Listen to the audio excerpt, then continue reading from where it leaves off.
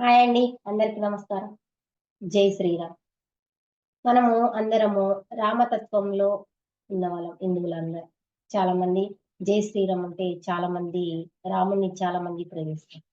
కానీ రావణుని ఎవరైనా ప్రేమిస్తారా? రావణుని ప్రేమించరు.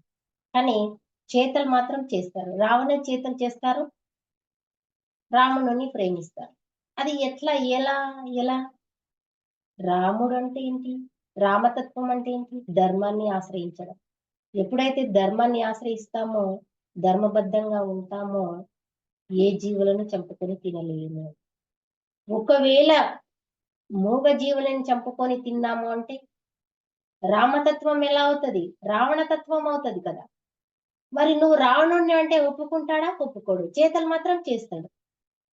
ఎవరైనా సరే, కనీస ధర్మం ఏందంటే, జీవులను చంపకుండా ఉండడం. ఒకవేళ జీవులని చంపుకొని తింటున్నావు అంటే, నువ్వు ధర్మ మార్గంలో లేవని అర్థం.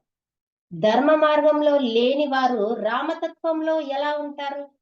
రావణ తత్వంలో ఉంటారు. అవునా కాదా ఫ్రెండ్స్? మరి అందరేమో జై శ్రీరామ్ అంటారు. జై శ్రీరామ్, జై శ్రీరామ్ అని చాలా మంది ప్రేమిస్తారు రాముణ్ణి. ప్రేమించని వారంటూ ఎవరు ఉండరు. కానీ మాంసం అయితే తింటున్నారు కదా!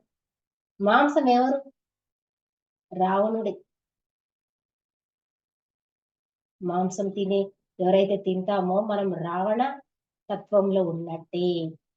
రాముని తత్వంలో ఉన్న వారందరూ ఏ జీవిని చంపుకొని తినరు. ఇది 100% సత్యం. Okay friends. Thank you.